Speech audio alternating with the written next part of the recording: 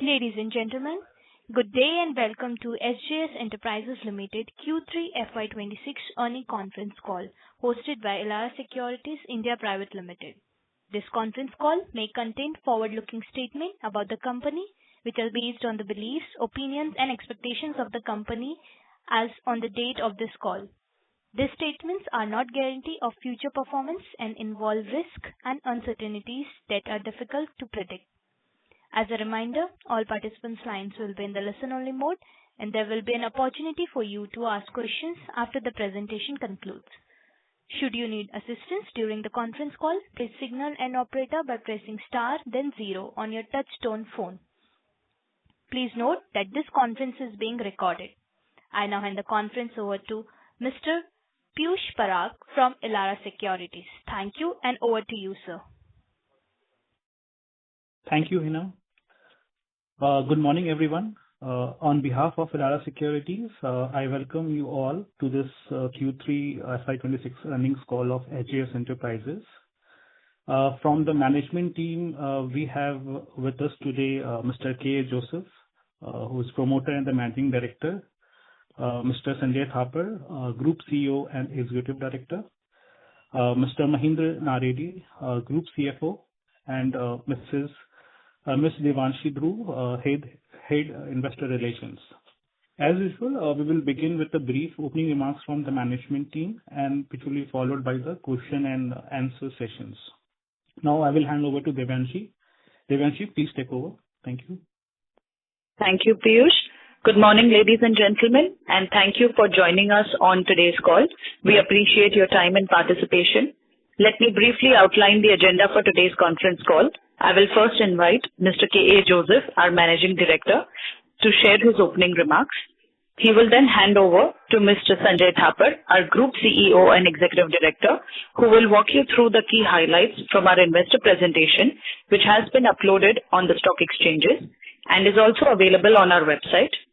Mr. Thapar will cover the industry overview, business performance, and the strategic outlook for the company. Following this, Mr. Mahindra Naredi, our Group CFO, will take you through the financial highlights, and we will then open the floor for Q&A session. The total duration of this call is scheduled to be approximately 60 minutes. We will try and complete our comments in about 20 minutes to allow adequate time for questions. In case we are unable to address all questions due to time constraints, please feel free to reach out to us via email, and I will ensure responses are provided at the earliest. Thank you once again. I now hand over the call to Mr. Joseph for his opening remarks. Over to you, Joseph. Thank you, Devanshi, and good morning. I hope everyone is doing fine in this new year of 2026, and I trust you all had the opportunity to review our results and investor presentation shared yesterday. The company maintained strong momentum in Q3 of FY26 and delivered its 25th consecutive quarter of outperformance, recording a robust YOY growth of 46% in the automotive business. Building on its leadership position, SJS continued to outperform the automotive industry across key segments during the quarter. This compares favorably against the industry growth of 15.7% YOY in the automotive two-wheeler and passenger vehicles put together. Reflecting this strong performance, SJS has reported a consolidated revenue of rupees 2,435.35 million in the Q3 of FY26. With a strong financial base and consistent cash flow generation, SJS is well positioned to advance its growth priorities. Our focus remains on planned capex in the cover glass segment, along with capacity expansion across our Bangalore and Pune facilities. Our strong balance sheet provides the flexibility to efficiently scale operations across businesses, while also evaluating selective inorganic opportunities to further strengthen our market presence. Looking ahead, SJS remains focused on driving long-term growth through premium aesthetic solutions, new product development, and deeper engagement with large OEM customers. The company aims to increase the contribution of new generation products across the two-wheeler, passenger vehicle, and consumer segments, while strengthening its export presence in key international markets. Continued emphasis on technology, partnerships, localization, and operational efficiency will support sustained growth, with a strategy centered on outperforming the industry growth while maintaining robust margins. With that, I will now hand over the call to Sanjay to take you through the business and industry highlights for the quarter. Thank you, and over to you, Sanjay. Thank you, Joe. Good morning, everyone. Building on a strong foundation established in the first half of the year, we are pleased to report another quarter of strong operational and financial performance. In Q3 FY26, the company continued its consistent growth trajectory supported by disciplined execution, premium offerings, and accelerating export growth and strong relationships with the customers. Strategic initiatives have been taken over the past few years that have translated into sustained momentum, enabling SJS to outperform the underlying automotive industry while maintaining healthy margins and strong cash flows. Key highlights for the quarter. Q3 FY26 marked an important milestone for SJS, with the company reporting its highest ever quarterly revenue of rupees 2,435.3 million, representing a year-on-year growth of 36.4%. Our automotive business grew by 46% year-on-year compared to a 15.7% YOY growth in the automotive industry volumes, that is two-wheeler and passenger vehicles put together. Resulting in approximately a 3 times outperformance of the industry growth. This performance was driven by strong growth in the two-wheeler, passenger vehicle segments, as well as exports, and as a result of a strategy focused on premiumization and expanding our customer base. SJS clocked its highest quarterly profitability margin since the IPO, with EBITDA margins at 30.5% and PAT margins at 18.5%. Notably, I am pleased to share that SJS has surpassed its full year FY25 PAT within the first 9 months of FY26, underscoring a strong focus on bottom line growth and sustained cost reduction initiatives leading to value creation for our stakeholders. During the quarter, we added new EV-focused two-wheeler customer Rapti, an urban company that is launching its own range of water purifiers. We continue to expand businesses with key customers like Mahindra, Hero MotoCorp, Whirlpool, Samsung, Hyundai, Spark Minda, Mabe, John Deere, amongst others. We are progressing well on capacity expansion at our Pune and Bangalore facilities. Pune plant is set up and under commissioning at the moment. Expanding our global footprint remains a core pillar of SJS long-term growth strategy. During Quarter 3 of FY26, exports recorded their highest ever quarterly revenue of 283.1 billion rupees, growing 146.2% year-on-year and 22.1% quarter-on-quarter. This reflects increasing traction with global customers and strengthening acceptance of our decorative aesthetic products. We are further strengthening our presence in Germany through a sales representative. These efforts will reinforce SJS' position as a preferred partner for global OEMs. SJS continues to generate strong cash flows. As of December 31st, 25, the company reported a net cash position of 2,030.1 million, supported by healthy operating cash flows. So we generate free cash is close to about 76% of EBITDA. This financial strength provides flexibility to fund capacity expansion, invest in new technologies, and pursue inorganic growth opportunities. Reinforcing our long-term strategic growth initiatives, we are very excited to announce that SJS has entered into a technology license cum supply agreement with BOE Varitronics, Hong Kong, to undertake optical bonding and assembly of automotive display systems for four-wheelers in India. Under this arrangement, BOE Varitronics will provide key components and support localization of critical elements such as optical bonding, cover glass, and backlight units. This partnership enhances our capabilities not just for cover glass, but also as a player offering advanced display solutions, making a foray into a new vertical which is slated for rapid growth. During the quarter, company received several recognitions and awards recognizing our leadership and excellence in financial management. These recognitions highlight SJS's commitment to build strong organization culture, operational excellence, and sustainable business practices. As a part of our commitment to sustainability, SJS continues to advance its ESG agenda. During the quarter, we launched the Pink Line initiative, a dedicated production line aimed at promoting women empowerment, inclusion, and workplace safety.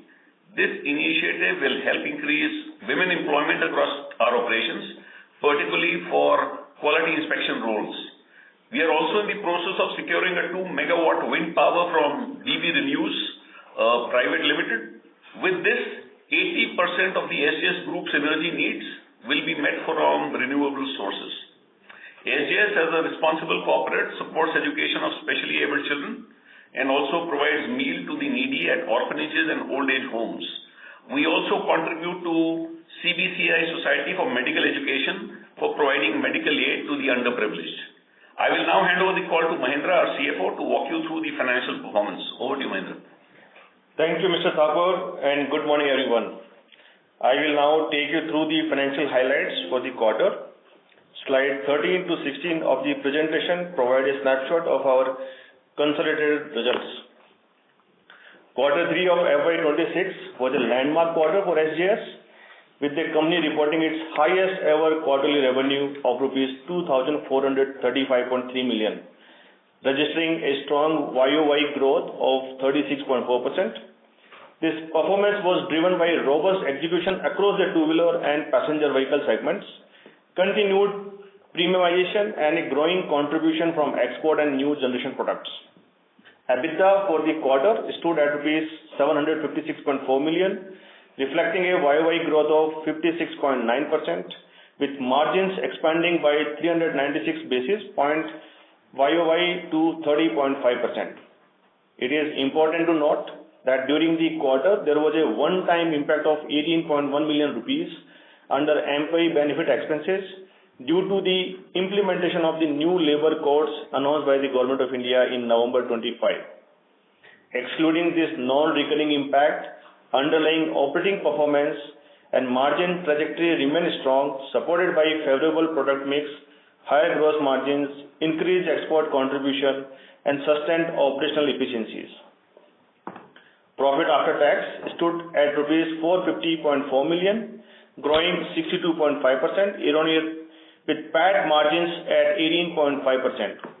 Lower finance costs, disciplined cost management, and strong operating leverages contributed to SJS delivering its highest quarterly EBITDA and PAT margins since IPO. During the quarter, new generation products contributed over 23% of consolidated revenue, reflecting increasing adoption of advanced aesthetic solutions. Segment-wise, revenue contribution was 38.8% from two-wheelers, 42.3% from passenger vehicles, and approximately 19% from consumer and other segments, providing healthy diversifications. The company continued to generate strong and sustainable cash flows. Free cash flow for the 9 months was 975.9 million rupees, driven by robust operating performance and disciplined working capital management. As of December 31st, 2025, cash and cash equivalent stood at Rs 2,098.8 million, resulting in a net cash position of Rs 2,030.1 million. This strong balance sheet translated into healthy return metrics, with ROCE at 34% and ROE at 19.8%, reinforcing the quality of earnings and capital efficiency of the business. For the 9 months ended December 2025, consolidated revenue grew 24.1% YOY to Rs 6,949.5 million. EBITDA increased 37.8% YOY to Rs 2,072.1 million, with margins at 29.3%, while PAT grew 44.4% YOY to Rs 1,229.2 million, with margins of 17.7%. Exports remained a key growth driver. Q3 FY26 recorded the highest ever quarterly export revenue of Rs 283.1 million, contributing 11.6% to the consolidated revenue. For 9 months FY26, export revenue stood at Rs 655.9 million, already surpassing the full year FY25 export revenue of Rs 567.9 million. reflecting strong traction with the global OEMs. On the capital expenditure front, capacity expansion and technology-led investments remain strategic priorities. Expansions at the Bangalore facility is progressing well, and the new chrome plating plant has been set up and is currently under commissioning. These investments are being funded entirely through internal accruals while preserving balance sheet strength and flexibility. With this, I will now hand the call back to Mr. Thapar to outline our growth outlook. Thank you, Mahendra. With a strong balance sheet and sustained profitability, SJS enters the next phase of growth with clearly defined priorities and robust execution capabilities. The company's cash position, strong cash flow generating capability provides flexibility to fund capacity expansion projects, including the greenfield chrome plating facility of SJS Decoplast, Pune, capacity expansion at the Bangalore plant, and the greenfield project of cover glass and display systems being set up at Hosur. All this is through internal accruals. Expanding the global footprint remains central to our long-term strategy. SJS targets increasing export contribution to 14 to 15% of our overall revenues by FY28, driven by deeper penetration in existing markets, entry into new geographies, and new businesses from global OEMs. We are now strengthening our presence in Germany through a sales representative to focus on opportunities in that market. New technology and product innovation will continue to support our growth roadmap. The company is building capabilities in optical cover glass and automotive display solutions in India through its partnership with BOE Varitronix. Our TLA with BOE Varitronix, SJS will not only manufacture cover glass as a new product, but will also do optical bonding and assembly for the automotive to display system. As a result, the future kit value for passenger vehicles will increase to 5 to 8 times as against 4 to 6 times of our legacy kit value earlier. This development will advance our next generation product offerings and increase content per vehicle. Strong OEM relationships and robust revenue momentum position SJS to outperform the industry growth by over 2.5x, as I've said earlier. This growth, along with disciplined capital allocation, global business expansion, and continued focus on operational excellence will create sustained values for our stakeholders. With that, we conclude our remarks and now open the floor for questions. Thank you very much. We will now begin the question and answer session. Anyone who wishes to ask a question may press star and 1 on their touchtone telephone. If you wish to remove yourself from the question queue, you may press star and 2. Participants are requested to use handset while asking a question. Ladies and gentlemen, we'll wait for a moment while the question queue assembles. The first question comes from the line of Chintan Shah from JM Financial Family Office. Please go ahead.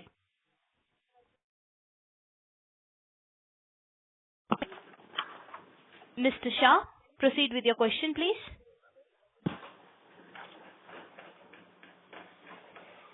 Mr. Shah, are you there on the call? As there is no response from Mr. Chintan Shah, I'm proceeding ahead with Am I audible? Yes, sir, you are audible to us. Please proceed with your question. Yeah, hi.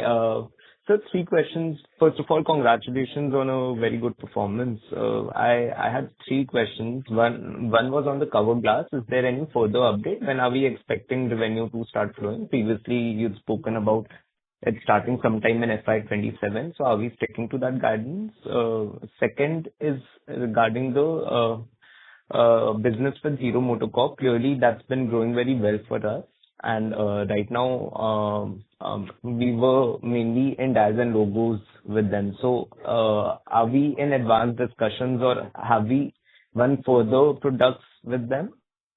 And the third one is on the consumer durables.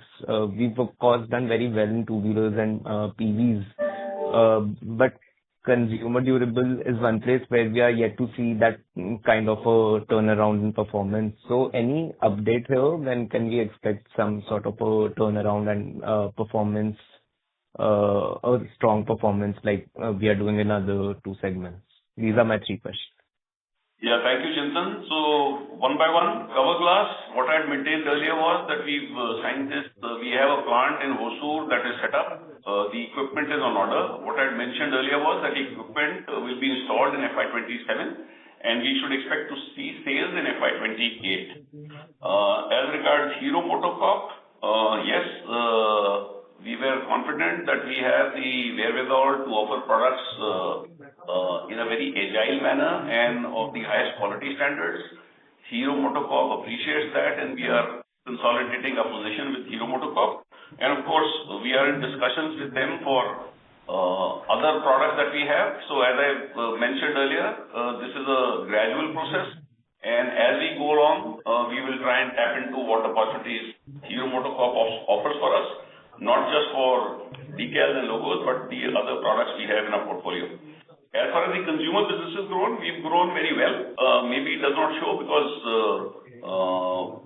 the plants that we've announced that we won business with Whirlpool globally for a plant where we own, we are the only suppliers which supply to that plant.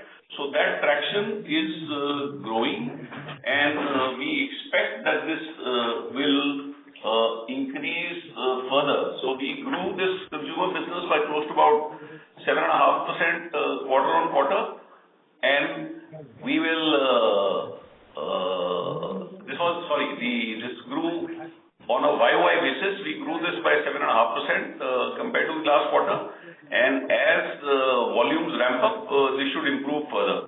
So we are quite confident that we should continue to do well in the consumer business as we have done in our automotive businesses.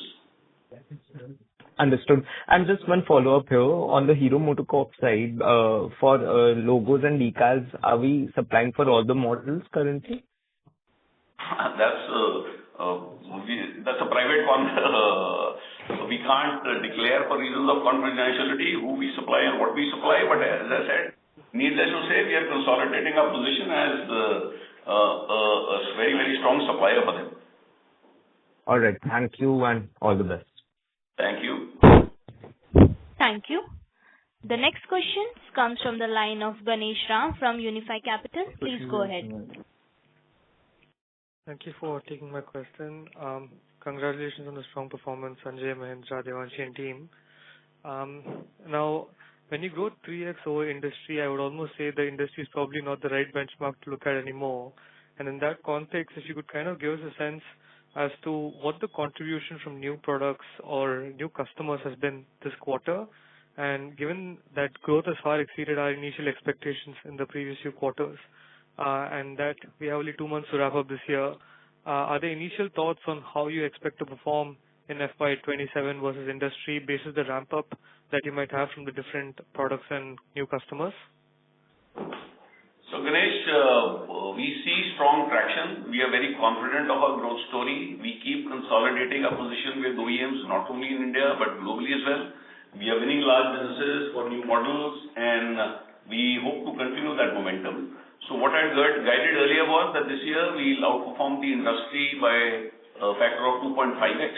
We continue to maintain that. Yes, we are better, but I would like to ensure that we perform in a robust manner. It's not just the top line. We have a very, very strong focus on the bottom line to create value for our stakeholders.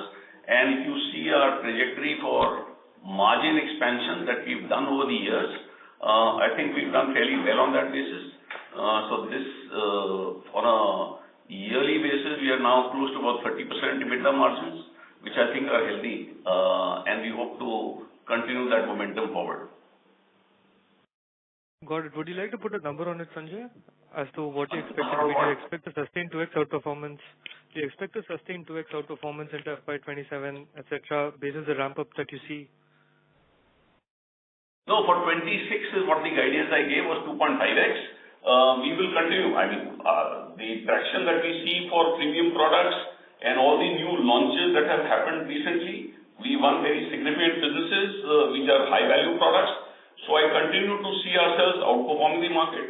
I would not like to put a number now. We are finalizing a plan for the next year, but yes, we are extremely bullish on what our growth trajectory is going to be in the future. Understood. And just my second question is, from a cash point of view and value creation point of view, I think earlier you mentioned you were looking at some M&A targets, probably for some custom acquisitions or access overseas. How is the progress on that, or are you still waiting and watching? And if you could just give us an update on the capacities that you're putting up, what has been spent so far, and timelines, and what's left to be spent. That's it from me. Okay, I'll answer the question on inorganic, and then I'll hand over to Mahindra to take you through the capacity. We are evaluating, so this is a process that takes some time.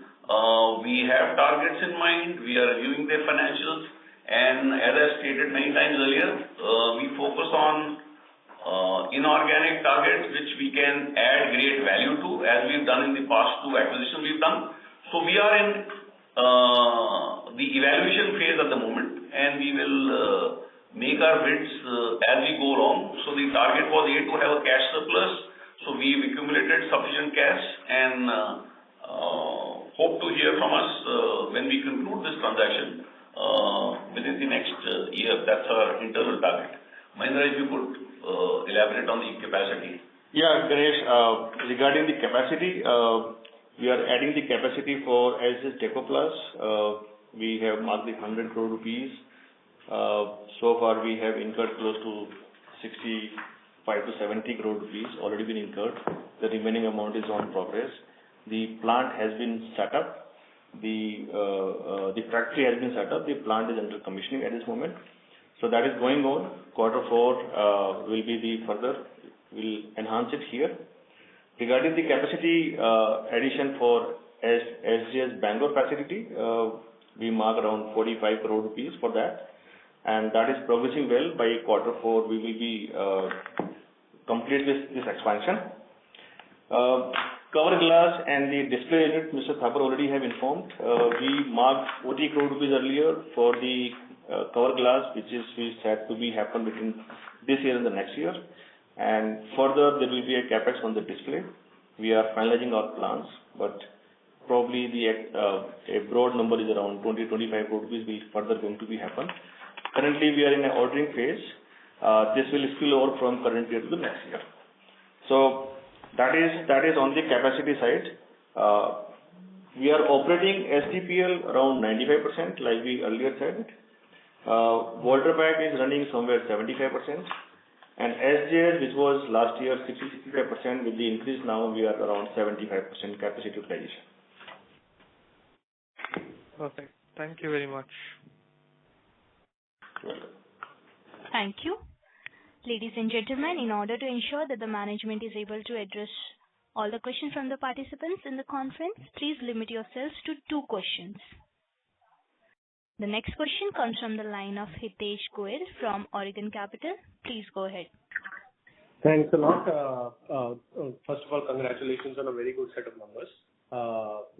My first question is on this mega accounts. Can you give us some sense? Because if we look at last quarter versus this quarter, all the major two-wheeler customers except for Hero has been taken out from your deck in terms of mega accounts. And you've added Samsung, Hyundai, Smart Minda, Mabe and John Deere as new mega accounts.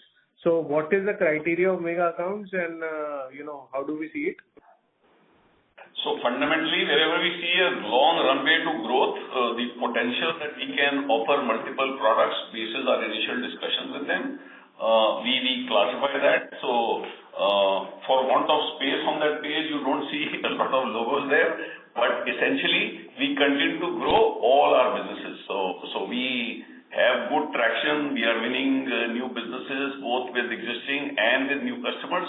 So wherever we see that there's a potential domestically, and there's a large untapped potential domestically, and there's a large potential maybe outside India. So those are the accounts where we say are mega accounts where we think that we have a very strong runway for growth. So that's the classification. There's no hard and fast rule in terms of what turnover we will have, because our ambition is very large. We intend to be a global supplier. So at the moment, as I mentioned earlier, we have got good success. We are confident that our products meet the quality, cost and delivery requirements of these customers. So we will leverage on that customer relationship and trust to grow these to be much, much higher. So our ambition, of course, is to be a global supplier with these companies, at least the global companies, so that we have a large chunk of their business.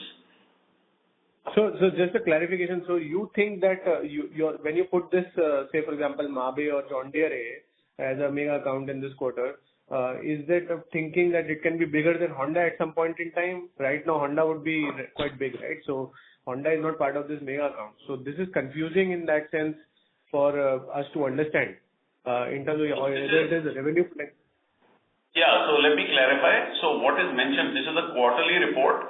So if during the quarter we unearthed some new businesses, new accounts with that customer, that is mentioned here. What continues at normal continues. So Honda, of course, continues to be a very strong customer for us. So this is just an update for this quarter that went by. Okay. My second question is on Exotech. So the new plant, has that started? Has the revenue started coming? And this Q1Q growth in exports, this has come from Exotech or this is, General Stellantis and Whirlpool? From SJS. So largely, the Stellantis business that we won, which we said is a large business we will supply across North America, Latin America, Europe. So a few plants have started. This will gain momentum as we go along in this current year, as I mentioned earlier. So that growth is there. Exotech has grown very well. This new plant that Mahindra told you is under commissioning at the moment. So next year you'll start revenues coming out of this, but we are currently sweating the asset that we have, and we are on a very, very strong growth trajectory for Exotech or SJS Decoplast. Now that's called that. So new plant has not started as yet, right? Because you were earlier in the last quarter you had said fourth quarter will start. The building and the plant is ready. The equipment is under commissioning because it's a complex SCADA-based system. So that is under commissioning at the moment, and next year we should see revenues coming out of this new plant as well, supplementing the existing plant. That continues as usual. And my final question on WPI. So WPI has been static because of consumer durability, which is static there. And now Tata Motors started reviving, right? Industry has started reviving there. So should we expect coming quarters to see good growth in WPI? Absolutely. So our focus on WPI, as I mentioned earlier, is there are legacy customers which are very large customers. So the new generation products that we've started supplying to from WPI, not just from Tata, but also to Mahindra, have grown exceedingly well. We have good acceptance, and you should see traction going. And we are happy that we are now coming back to the profit levels for the EBITDA levels that we thought of that business.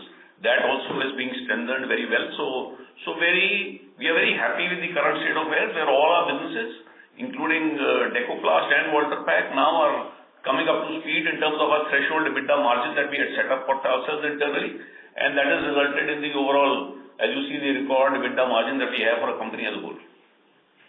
Thanks, Sanjay, and all the best. Thank you. Thank you. Thank you. The next question comes from the line of Jyoti Singh from Arihant Capital Markets Limited. Please go ahead. Yeah, thank you for the opportunity. So just wanted to understand, like earlier you explained on the WPI side. So where does WPI stand today in terms of EBITDA margin versus group average? And by when do you expect full margin converges on that front? So Jyoti, as I have said many times earlier, think of us as a consolidated company. We don't share margins by business. Of course, SJS is the main company that we have here. But I will not be able to share the number with you.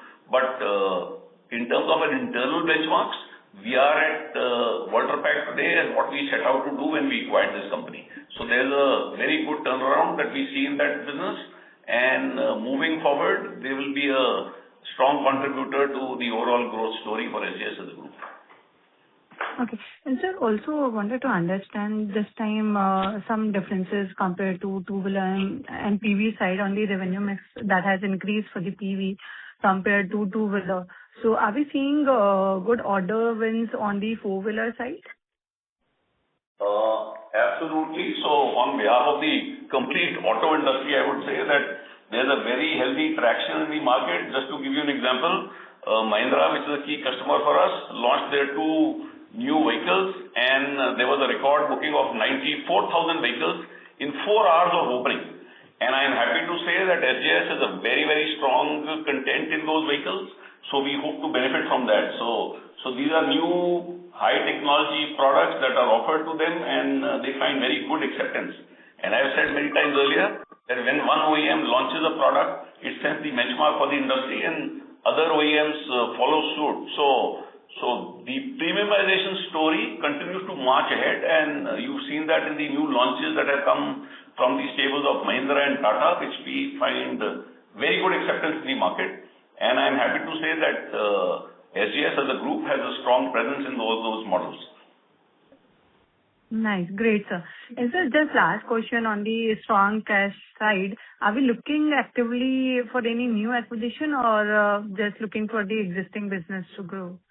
No. So acquisition is a very integral part of our growth story. So the last 4 years, we've acquired these 2 companies, and we, as I said earlier in this call, we have a healthy cash reserve, and we want to deploy it to further propel our business forward, and we shall do that. So answering your question, inorganic growth is a very integral part of our growth story, and we shall continue down that path. Great. Thank you so much, sir. And just congratulations on the strong execution and consistent delivery with the company unlocking a new level every quarter. So congratulations. Thank you, Jyoti. Thank you. The next question comes from the line of Vineet Bothra from IIFL Capital. Please go ahead. Hi, sir. Congratulations on a very good set of numbers. So I have 2 questions. First is how SJS Enterprises will get benefit from this Indian EU trade deal. And my second question is, in the last quarter, as like you mentioned, that export revenue will reach around 14 to 15% by FY28. So after this trade deal, can we see an increase in the revenue percentage? Okay. So thank you for the question. India as a whole, not just SJS, is very excited about this EU deal that we've done, which is classified as the mother of all deals. There are a lot of very strong automotive customers and appliance companies that are based in the EU. We have strengthened our sales presence in Europe, and the West German OEMs produce parts or produce vehicles and platforms globally. So what I mentioned in my previous earnings call when we announced that we won global businesses from Stellantis, which has now started, we want to repeat that with other OEMs, and you have some very marquee names in Europe, especially in Germany, which supply parts globally. So we see strong traction. They like us, they like our parts, and they like the agility we demonstrate as a company. So we are extremely bullish that this EU deal would help us access those markets in a much faster manner, while we continue our focus on North America. So it's not that that is out of focus, but EU also, as I've announced specifically, Germany is a key area, and we set up or strengthened our sales organization there. So we hope to benefit. And I'm not altering the guidance for FY28 as of now. So 14 to 15% is an ambitious target. I'll be happy and delighted when we exceed that. We are working towards that, but as a guidance, I will still maintain 14 to 15% of my top line revenue should come out of exports by FY28. Thank you. Thank you. Thank you. The next question comes from the line of Hamid Hiranandani from PhillipCapital India Private Limited. Please go ahead. Congratulations team for one more outperformance. I really appreciate this performance regularly. Sir, I have a few questions. First is, are you seeing any input cost pressures from Q4 onwards? And what steps the company is taking to, improve margins from here on? So as a company, our DNA is to squeeze inefficiency out of the system by better utilization of assets, by declaring a war on waste, by leveraging our growing sales with our suppliers to get better prices and support our customers. We are helped by the tailwinds that premium products get refreshed. So the new raw material prices are priced in every time there's a refresh. So strategically, I think we are in the absolute right business, and that is what demonstrates a very steady and growing EBITDA margin profile since we got listed. So, if you track our history, we've been delivering strong margins, and we hope to continue to do that in the future as well. Sure. Any input cost pressures, sir? I mean, pressures are always there, but then we are, I think, more resilient for the reasons that I mentioned earlier. We have our very, very strong focus on day-to-day buying that we do, on the operating efficiencies that we do, on reduction of rejection and scrap. And we have a model of excellence that flows through all our locations. So we've expanded margins at Exotech from 12% to now close to about 20%, or SJS Ecoplast. We've increased margins at Waterpack, and we've of course increased margins at SJS. So it's a secular theme, and focus on the bottom line is a key area of focus for SJS, and will continue to remain so. Great. Good to hear, sir. So secondly, any update you want to give on the BOE with respect to the plant setup timelines and any initial soft commitments from customer, SOP and target potentials? Yeah, so with BOE, as I said earlier, the plant is ready. The equipment orders have gone. We expect that during FY27, we should have the plant ready with equipment and trials complete. In FY28, we should see sales coming out of that plant. We are in discussions with many customers, and we see good appetite. There are some positions where we are unique in the country, and we have a lot of demand from customers who are talking to us about what we can do with them, specifically for cover glass. And that is something that we intend to focus on, and we are building capabilities and capacities to address that huge opportunity that we see in front of us. Right. Sir, lastly, directionally, in what areas we are hunting for, M&A side? Anything on the table at the moment? Sorry, could you repeat that question? Mr. Amit, can you hear me? Sorry to interrupt you, Mr. Amit. There are participants, other participants waiting in the queue. For the follow-up question, you may rejoin the queue. Sure. Thank you. The next question comes from the line of Nitin Agarwal from JM Financial. Please go ahead. Thanks for the opportunity and congratulations on the great set of numbers. Following on the Amit's question on the margin, so we have maintained the guidance of around 26 to 27% on a steady state basis, but for the last 2 quarters, we have outperformed significantly this quarter. If we adjust for the one-off, the margin comes around 30%. So do you see upside risk to our guidance, or would you like to update your margin guidance going forward? Yeah. So if I talk of our past track record, we've grown very well, and our focus, of course, will continue to remain there. Yes, we are today operating at about 28-29% sort of margins. That sort of profile is something that I think we can look forward to. Okay. So in the sense that we are going to expand our margins significantly on a steady state basis from there on. Yeah. So not just here on. So if you track our margin profile since we got listed on the stock exchange, we have steadily improved margins over the years, and I think that's the direction that we've gone to. So from 24.7% in 22, the first quarter that we reported, we are up to 30% over the last 4-5 years. Okay. That's it from my side. Thanks. Thank you. The next question comes from the line of Pranay Roop from Burman Capital. Please go ahead.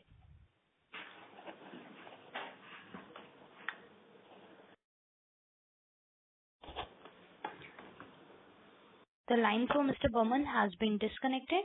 We will proceed ahead with the next. Kush Nahar from Electrum PMS. Please go ahead.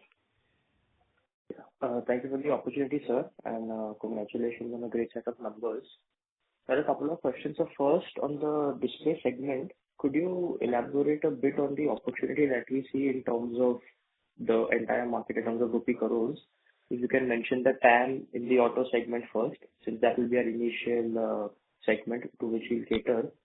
And some color on the asset or the margin profiles, if it will be on a company level basis or accretive for us. And secondly, sir, is there any update on the IME products in terms of customer acceptance or customer approval? Because I think that was one of the next gen products that we were prototyping before.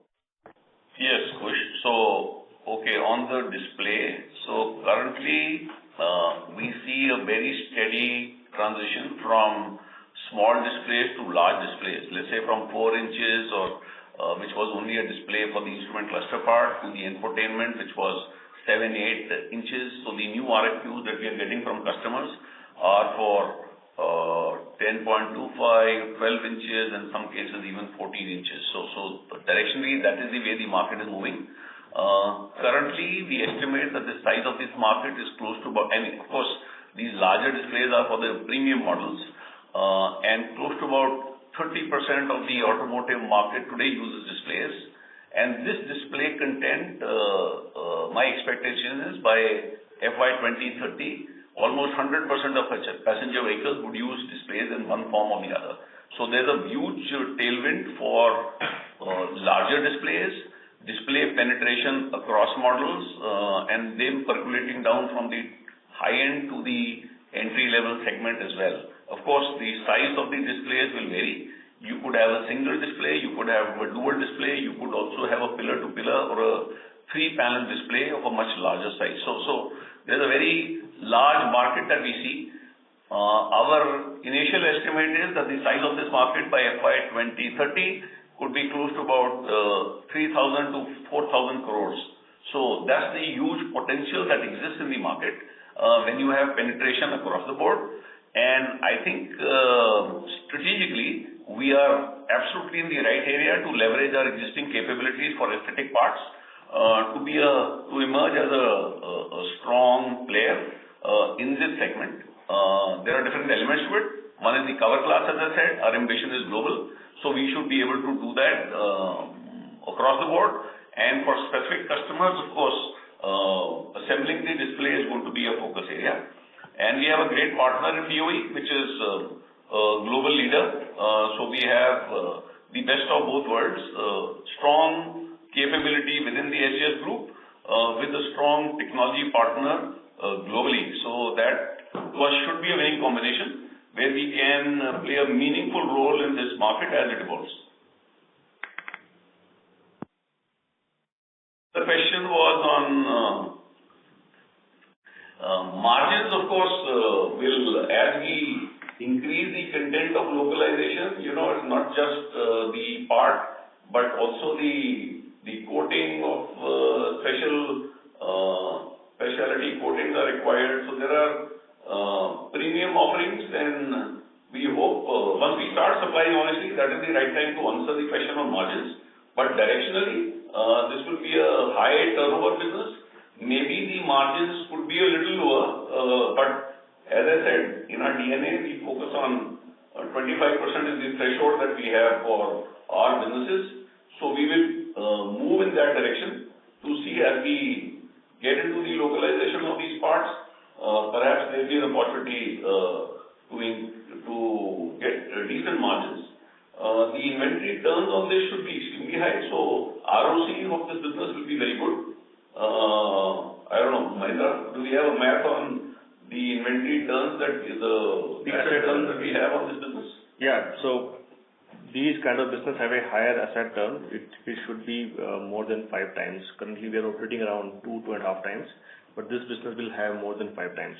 So, like Mr. Thapar said, ROCE, which is the right way here, the higher turn will generate with the higher ROC.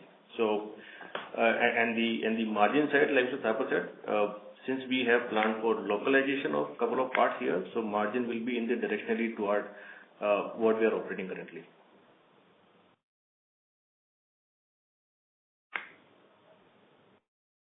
Right, sir. Thank you. We'll get another second question on the IME side.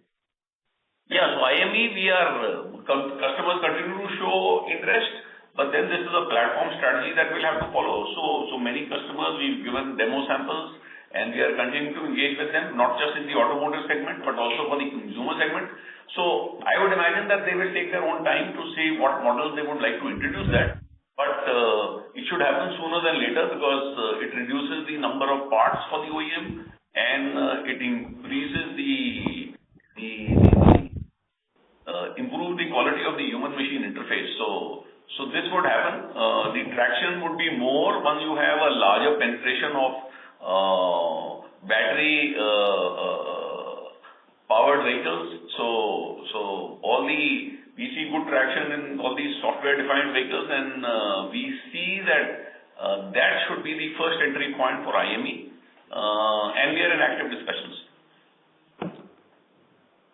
Right, sir. Thank you. So if I can just squeeze in one question about the acquisition.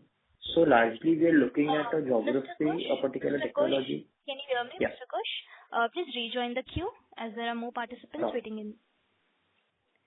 The next question comes from the line of Lokesh Manik from Vellum Capital. Please go ahead. Hi, good morning, Mr. Joseph, Mr. Thapar, and the team. So my question one was on exports. Now, this is the second quarter where we are seeing a very strong momentum. So, given the global uncertainties, what is the outlook or the confidence that you can give, or the visibility that you have that this, momentum sustains for the next 2 to 3 years based on your feedback you're getting from the customers or the inquiries, or the products that are in ramp-up phase? So some sense on that would be very helpful. Yeah, so as I said earlier, the products that we supply are not just a replacement of a part supplied by a European or American supplier. These are new technology parts that underwent validation for 1 year before they approved this. We own the badging. I'm talking specifically of Stellantis. So we own the badging for the whole vehicle, and it is not so easy to disrupt it. They did their own diligence in terms of what is the value that SJS brings to the table, both as a new technology provider and the cost and the delivery capabilities that we demonstrate. So we see this. We've started supplies now for almost 4 or 5 months. We see that more and more plants are on stream to start introducing these parts. So at the moment, we don't see any hiccup at all, and we should continue as normal, supplying to them across the globe. As I said, it's North America, Europe, and Latin America, and those markets continue to perform. And we are adding Europe, especially in the background of, we were not waiting for the trade deal to be done with the EU, but on our own, we said that once we've had success with a global OEM in global markets for products that we have very strong capabilities on, it is, I think, fairly certain that we should be able to make inroads into other OEMs also, global OEMs, so that we can supply to platforms across the world. So we will continue to drive on that strategy. And I think all these challenges that we see in terms of volatility are temporary. We have a sustainable advantage. We are very confident of that, and we will continue to drive exports. So I maintain that 14 to 15% of our top line in FY28 should come out of exports. And we are reasonably confident that we should be able to do that. Great, sir. That was very helpful. So my second question is from Mr. Mahendra ji. So we spoke last time we were, last year when we announced CapEx programs, we were sort of expecting a slight pressure on the margins, about, 50 to 100 bips. When these capacities come online, they ramp up. So would it be fair to now assume that, the margins that we are posting today captures these costs, or these costs are still yet to come in going forward? How do you see it? So regarding the margin, when we start the new capex, it is yes, there will be some pressure, but at the same time we are improving our operational efficiencies and covering this cost. So we hopeful that we will maintain the same margin between 28-29% in the coming period. But have they flown in this quarter's result, or in 9 months' result? Have they come in, or they are yet to come in? Sorry, once again? The cost of capex, the operational cost of the capex, have come in this 9 months, or they are yet to come in? They are yet to come in. Okay, they are yet to come in. Okay. That's it from my side. Thank you so much, sir. Yeah, thank you. Thank you. The next question comes from the line of Prolin Nandu from Edelweiss Public Alternatives. Please go ahead.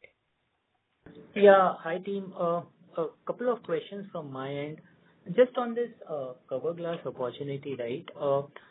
Just wanted to understand that when you say you will ship your first product sometime in FY28, we are talking about the cover glass part of it, right? Everything else we will assemble, right? So could you just help us understand when you say you'll ship your first product, what exactly are you going to ship and what exactly are you going to, add value? Where are you going to add value in the entire display unit, right? And you also mentioned that, you are thinking about backward integration and, localization of cover glass manufacturing as well, which maybe so far is imported. So this is also something which is going to be possible sometime in FY28, or this is slightly your medium-term target? And last thing on the cover glass is that the current tie-up that we have done, right? In the past, we also used to work very closely with one of our customers, like which is Visteon. So how does that tie-up and this tie-up, how are they different? Is there going to be any conflict because of this tie-up with some of our existing customers who might already be in this business? So this is the question on, the display. I'll come back to the second question once I get the answer of this. Okay, so let me clarify that the display project that we are setting up will do two things. It will make the cover glass. It will also do optical bonding of the display, which consists of three parts, which is the cover glass, the TFT screen, and the backlight unit. So this is what the product mix of this new plant is going to be. Now, your question on that we have tied up with BOE, which is a very, very strong global player, and our initial discussions with Visteon. So I just want to take you a little back for you to understand this a little better. So when we started our journey, we had no ambitions to get into a display. We wanted to leverage our printing capabilities and aesthetic part capabilities to supply, instead of a dial, a cover glass to the instrument cluster manufacturers. Now, Visteon happens to be one of them. There are other global companies like Continental, like Marelli, and some Indian companies which do this. So we wanted a transition. But then a lot of customers came to us to say that, sir, in addition to this cover glass, can you do the complete display bonding? Because not everybody will set up facilities to do display, even though they own the infotainment and the driver information system for the vehicle. So we said let us relook at that, because the investment in the plant for a cover glass or a display was a little different based on the dust-free capabilities that you need to build in that plant. So we took a pause for about 6 months, as I've said earlier in my previous calls. And we said, we don't want to reinvent the wheel, that we invest something and say that, okay, now our ambition has changed, so maybe we need to do new capex. So we just put it on pause. And what we've done in the meantime is that we found a technology partner for the optical display, which is BOE. The cover glass bit remains intact. So our ambition to supply cover glass to Visteon and to all the other instrument cluster manufacturers remains intact. So that's what I said. This plant will do cover glass, and it could possibly supply cover glass to everybody who does displays in India. So that's our ambition, that we want to supply to as many display manufacturers as possible.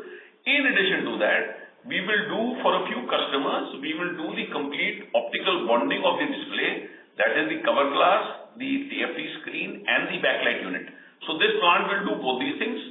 As far as your question on what revenues will come out of this plant in FY28 or 28, we said that we will possibly do both. We will do our first lot of display screens as well, and we will do cover glass. So our ambition is to do both by that time. That is what we are targeting, and we are ordering equipment for the new facility that we have. That is very clear. Thank you so much for that. The second question would be, again, on the M&A part and the technology tie-up that you did, right, with BOA. So between these two, right, which are the levers which you will want to, press going forward for the next 2 to 3 years? And within M&A as well, right? You have mentioned that you don't want to buy just for the sake of revenue. There should be some gap within your existing, offering. So can you just highlight which are these gaps and, what you did with Hero was, help out maybe an OEM, when the vendor was not going through its best of the time. Are such opportunities available in the market where, vendor is not going through a great time, plus, it helps us fill a gap that we are going to, we do not have right now? And at the same time, how do you think about, the technology partnership like what you did with BOE? I mean, do we hear more of those also going forward together with M&A? So let me clarify. Currently, we don't see any gap. So, we are an end-to-end design to delivery solution provider. So for the aesthetic and the human machine interface parts that we have, we are fairly comfortable with the product portfolio we have. So the inorganic opportunity is not for filling any gap. It's primarily for faster access to markets. So if I can expand my customer base, leveraging the capability that I have, and use that as a gateway, use that inorganic acquisition as a gateway to sell more of my products, because I have the widest range of aesthetic products in the world. So we produce close to about 14 different technologies. Not many companies do that. So if I acquire a company which does product 1 and 2, there are another maybe 5-7 products that I can sell through that same channel, because we are talking of the consumer business or we are talking of the automotive business. So that leveraging can happen best in terms of accelerated penetration in a market, and that is the reason for looking at an acquisition. So that's what answering one part of your question. I'm sorry, I lost out. What is the other question you had? The technology tie-up. Yeah, technology. So BOE, our ambition to get into displays, because this was a new business for us. We had no know-how, so we needed a partner who could teach us how to do it. And that is what we found in BOE. And they also have global scale. They have close to about 20% of the global market share. So I am sure we can tap into their buying efficiencies and in terms of their expertise and experience that they have to do the right thing first. So we don't have to reinvent the wheel by experimentation. So that's the reason why we did the technology tie-up with BOE, specifically for the display business, because that was new for us. For the other areas, printing, etc., we have more than 4 decades of expertise now, and we are quite confident of our capabilities, and that's what makes us globally competitive. Thank you so much for the answers. All the best. Thank you. Thank you. The next question comes from the line of Aditya Ketan from SMIFS Institutional Equities. Please go ahead. Yeah, thank you, sir, for the opportunity. Sir, my question was onto the margin side. Sir, as you explained to one of the participants that the sustainable margins are around 29%. So today, sir, we are standing on 29 is what we said. Sorry, just to get corrected. So there's a range, 28, 29. I can't pinpoint at 29, right? So it could be 28, it could be 29, but directionally, yes, that's the margin that we are aiming at. Yes, sir, correct. Yeah, so sir, my question was onto that, sir. So when we look at the business, so SJS standalone and Decoplast are still operating at around 70-75% utilization level. So there is room for volume growth from here on. And considering like these capacities, when they ramp up to peak, the fixed cost absorption would be quite higher. So there should be an incremental run-up in the margins from here on. So from the optical displays and so from the cover glass and automotive displays, are you witnessing some margin deceleration so we can come up to that 28-29% margin figure? No. So we still have to start revenues for the display business. And as I said, here the benchmark is the landed cost of imported parts. And if we localize, we see that there's an arbitrage there which we could play on.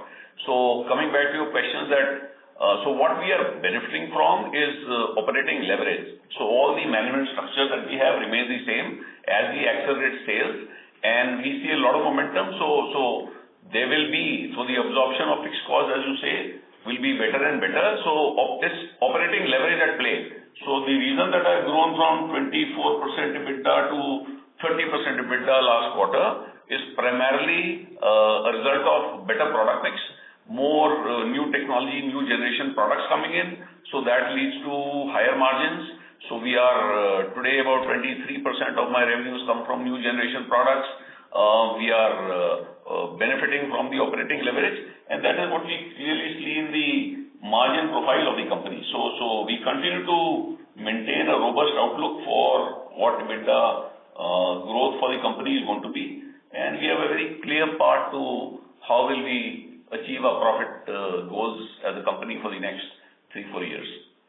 So my question was, so considering there is room for volume growth and operating leverage further, why are we not stating that the margin guidance upwards of 30%? Why it is only at 28-29%? So I would, as a company, we are very conservative. So we don't, so you can see that from how shy we are of taking loans. So we focus very clearly on how can we generate free cash on our own to invest, unlike the philosophy that other companies would have. So we would like to perform or deliver what we commit. So that's, I think, how you should think of us at SJS, that these are guys who honor their promises and deliver what they set out to do. So that's what we aim at. It's not to get any accolades in terms of what margin thresholds we have. So that's a byproduct. So if we work hard at our job and we declare or continue our war on waste, we will hope to, let's say, enrich margins for the company. So that's the way forward here. I can't give any other answer. Okay. So I have one last question. Sir, excluding the Whirlpool and the Stellantis order, so core export geographies, how have they performed and how much it contributed to the top line, excluding this Whirlpool and the Stellantis order? Why are you excluding Whirlpool, Stellantis? They are part of the export universe, right? I mean, if they continue to grow, look, the way the export business runs is that Whirlpool Stellantis is not just one plant. So we won Whirlpool business at one plant. We won business with Stellantis across the world. So they are lighting up plants one by one. So as a customer, they are a different location which are buying from us. So we continue to grow that. So as I said, the most important question to ask is that are the products of this company globally accepted? And I can answer that in a strong yes. So we are very confident, as I've said maybe 3 years ago when we started this journey, when people did not understand what are aesthetic parts. So basically, we are very focused on creating that lasting competitive advantage, because printing is a backward operation. Scale, expertise that we've built over the years is not easy to replicate, and especially the inspection of these aesthetic parts. They are very, very stringent aesthetic requirements, so there are natural barriers to entry. So we continue to benefit from that, and globally, I think we are a well-recognized company for its quality and its reliability in terms of supplies and quick development. So we will continue to focus on that to grow business, and the business is growing. Apart from Whirlpool and Stellantis, we are winning businesses. We announced Nissan that we've broken into. And now we hope to break into more Western European OEMs. So that's a story that will continue. Got it, sir. Thank you.